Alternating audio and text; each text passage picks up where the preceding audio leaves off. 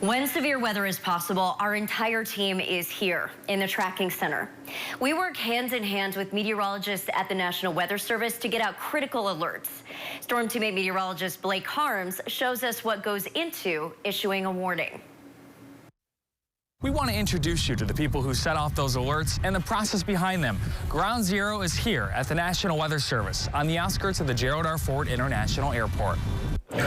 Meteorologists like Bob Dukeshire, who has worked at the NWS in Grand Rapids for nearly 30 years, are always watching the skies. So normally on any shift we have in here, we have 2 to 3 people working operations around the clock every day of the year. A severe weather day will often start with a phone call from Norman, Oklahoma, to discuss issuing a severe thunderstorm or tornado watch. We get an alarm that there's a conference call, and we're all on it within about 60 seconds. It's led by the lead forecaster at the Storm Prediction Center, and we discuss it.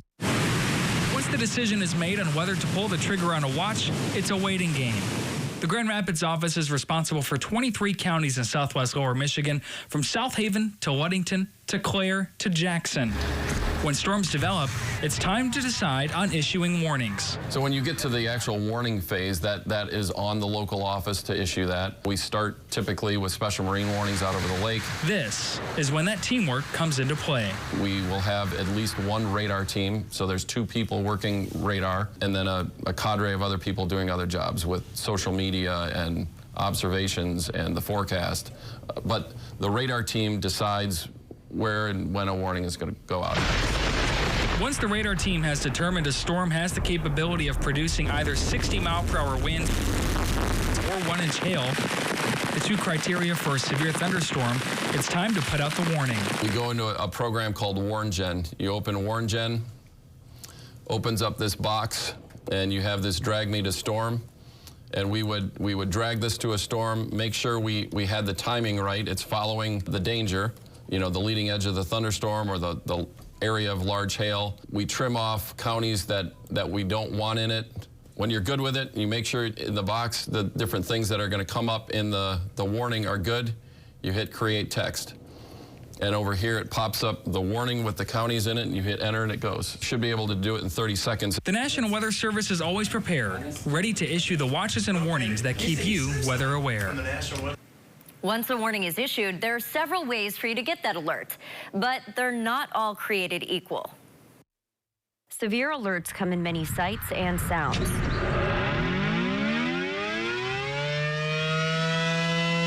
Sirens, cell phones, and radios. While each has its benefits, they also have their blind spots. Sirens have been around since the 70s, but they aren't perfect. Look at this map showing all tornado sirens in West Michigan. Some towns aren't covered at all. The sounds can be effective. Michigan actually has quite a few tornado sirens, especially compared to other states in this country. Some states don't have any at all. But here's the thing. Even though Michigan has quite a few, each siren is only designed to have an audio radius of about 1 mile, leaving many in our area completely siren-free. Sirens are outdoor warning sirens, and we really like to push that vocabulary because people think inside their house they're going to hear those. Modern construction nowadays, you don't necessarily hear those.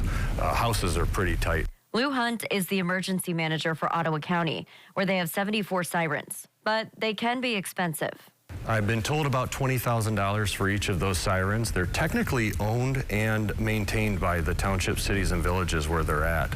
So even though Ottawa County has a part in activating them, we actually don't own them. Not only can anyone own a siren, each area can decide when to sound them. In Ottawa County, sirens are used as an all-hazard alert, ranging from anything from severe weather to a dangerous chemical spill. What we really want people to do when they hear the outdoor warning sirens is to go inside and seek more information. So you can't just assume it's for a tornado. With today's technology, cell phones are by far the most popular alert method. A lot of people get their alerts from their cell phones. I love it. Most of us are kind of linked to our cell phones at any hour of the day. And I guess from emergency management's perspective, we like to see people with redundant ways to get those alerts. 5.7 million adults in Michigan use cell service each day. While you can use some apps to customize alerts by choice, Others are automatic, a process that's been around since 2012 thanks to the National Wireless Emergency Alert System. Cell phone dead zones still exist in West Michigan, especially at the beach. That's why it's great to have a handheld weather radio. This is not dependent on cell phone towers, and it will alert you anywhere you go. I myself have a weather radio at a family cottage up north because it's kind of that similar situation. Cell phone dead zones are still present all across the nation, too. Something that's not a problem for a third type of alert device, weather radios. These gadgets work anywhere and will alert you immediately if the National Weather Service warns a storm in your area. A good fail-safe for any beach day, soccer game, or grill out. Bottom line, as storms start to form, be sure you know how you're getting those warnings.